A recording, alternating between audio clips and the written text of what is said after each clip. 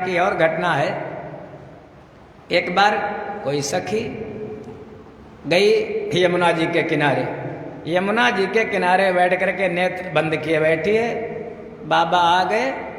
नारद जी देखा, अरे बड़े बड़े ऋषि मुनि ज्ञानी ध्यानी भगवान का ध्यान करते हैं और ये सखी ये नेत्र बंद करके क्या कर रही है। पूछा, नेत्र बंद किए क्यों बैठी है, क्या कर रही है। सखी ने कहा, बाबा क्या बताऊं, हाल मत पूछो, मैं अपनी समस्या का निदान ढूंढ रही हूं।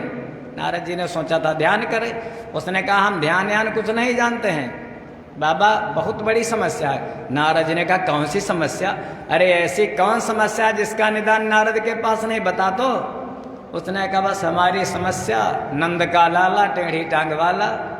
मैं बार बार नेत्र बंद करके ये सोच रही हूँ हमारे हृदय से हमारे चित्त से निकलेगा कैसे, मैं उसको अपने चित्त से निकाल रही हूँ। नारद जी ने कहा, क्यों। कहने गए, आजे की सुनो, आजे की घटना ताजी ताजी।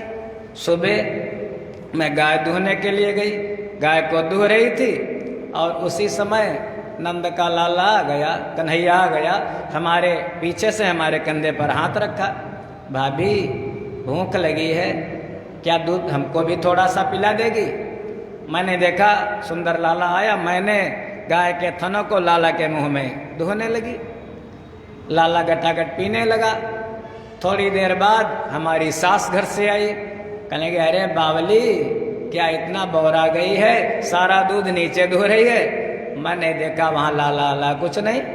हमने सोचा बस हमारे चित्त में समाया है, जो हमारे चित्त में बैठा है सब उसी की करतूत है। वहाँ से आई, उसने कहा चलो जो हो गया हो गया। घर में चावल का एक दाना भी नहीं, धान को कूट। मैं लेकर के धान कूटने लगी, धान कूटने लगी।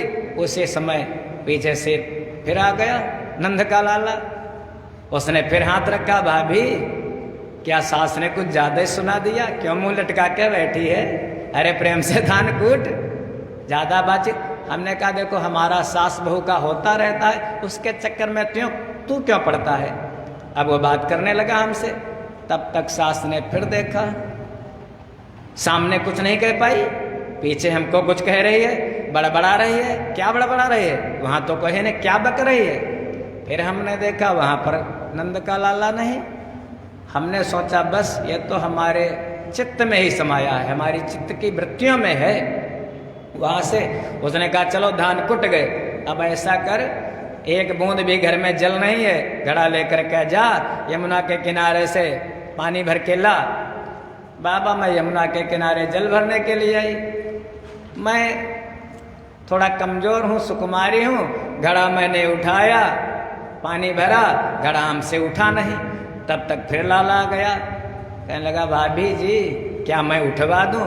मैंने कहा, लाला ने की वही पूछ पूछ के। और लाला ने घड़े में हाथ लगाया, मैंने घड़े को उठाया और जैसे यहाँ तक घड़ा गया वो बस धम घड़ा फूट गया, सारा पानी बिखर गया। अब बताओ जब घर को जाऊंगी तो हमारी सास 50 हमको सुनाएगी, 50 गालियाँ देगी। इसलिए यहाँ पर बैठ करके सोच रही हूँ कि ये हमारे मन से निकलेगा कैसे। मैं नंद के लाला को अपने मन से निकाल रही हूँ। नारद जी ने अपना मत्था पकड़ा, वहीं पर बैठ गए।